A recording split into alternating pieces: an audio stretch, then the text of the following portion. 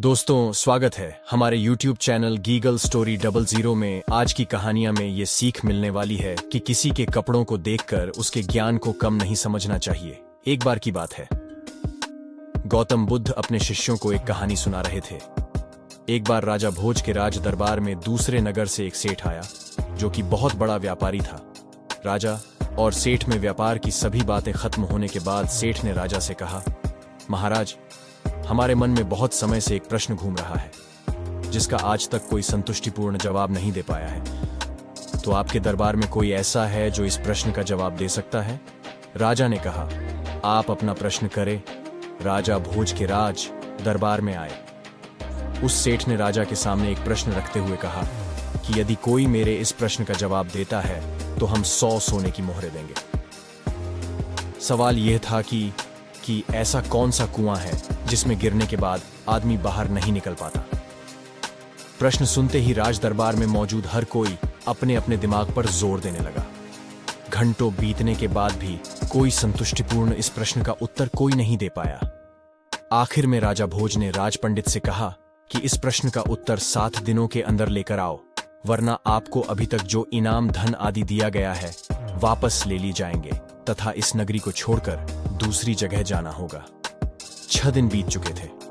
राज पंडित को जवाब नहीं मिला था। निराश होकर वह जंगल की तरफ गया। वहां उसकी भेंट एक गडरिये से हुई।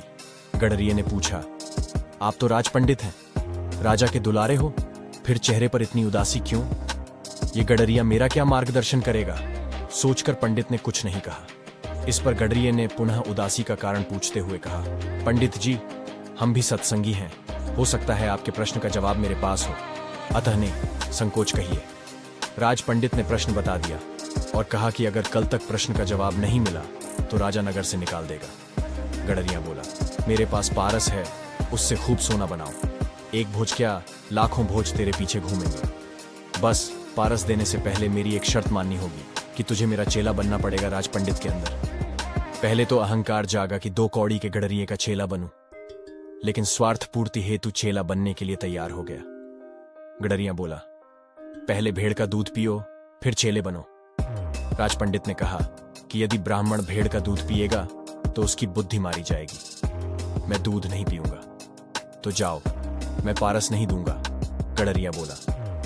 राज पंडित बोला, ठीक है, दूध पीने को तैयार हूं, आगे क्या करना है? गडरिया बोला, अब तो पहले मैं दूध को झूठा करूंगा, फिर तुम्हें पीना पड़ेगा। राज पंडित ने कहा, तू तो हद करता है, ब्राह्मण को झूठा पिलाएगा। तो जाओ। गडरिया बोला। राज पंडित बोला, मैं तैयार हूं झूठा दूध पीने को। गडरिया बोला, वह बात गई।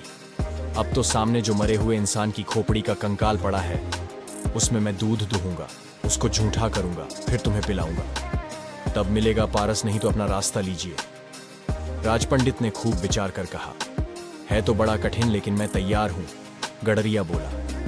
मिल गया जवाब। यही तो कुआं है, लोभ का, तृष्णा का, जिसमें आदमी गिरता जाता है और फिर कभी नहीं निकलता। जैसे कि तुम पारस को पाने के लिए इस लोभ रूपी कुएं में गिरते चले गए। पंडित को राजा द्वारा पूछे गए सवाल का जवाब मिल जाता है। वो पंडित राजा के दरबार में जाता है और सभा में प्रश्न का उत्तर दे देता है। दोस्तों, जीवन में कभी भी लोभ, मोह, अहंकार में नहीं फंसना चाहिए, जो मनुष्य के जीवन परेशानियां खड़ी कर देता है। इन निर्विकारों के चलते मनुष्य अक्सर गलत कर्म करता ही रहता है, जिसके चलते उन कर्मों का अंजाम एक न एक दिन जरूर भोगना पड़ता है। इसी बीच में दूसरा शिष्य कुछ ऐसा बोल देता है। गौतम बुद्ध उस शिष्य को एक और कहानी के माध्यम से उपदेश देते हैं। पुराने समय में एक व्यापारी को अपना व्यापार बढ़ाने के लिए साझेदार की जरूरत थी। ये बात उसने अपने साथी व्यापारियों को भी बताई। कुछ दिनों के बाद उसके पास एक व्यक्ति आया और बोला कि वह साझेदार बनना चाहता है। व्यापारी को साझेदार चाहिए था, तो उसने उसे भी अपने व्यापार में शामिल कर लिया।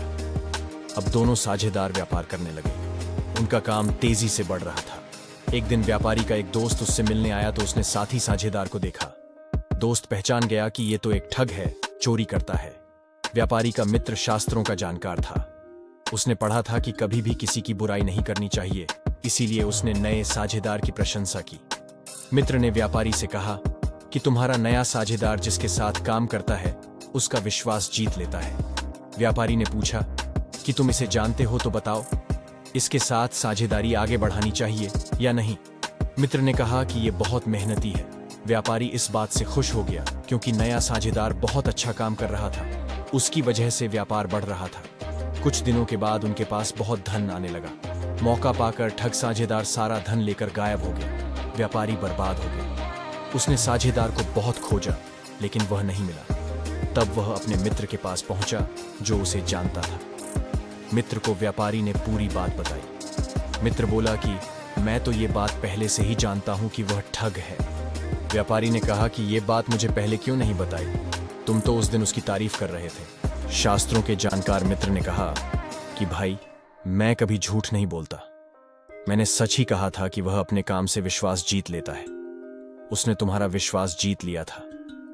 मैंने कहीं पढ़ा है कि कभी भी किसी बुराई नहीं करनी चाहिए, इसीलिए उसके ठग होने की बात तुम्हें नहीं बताई।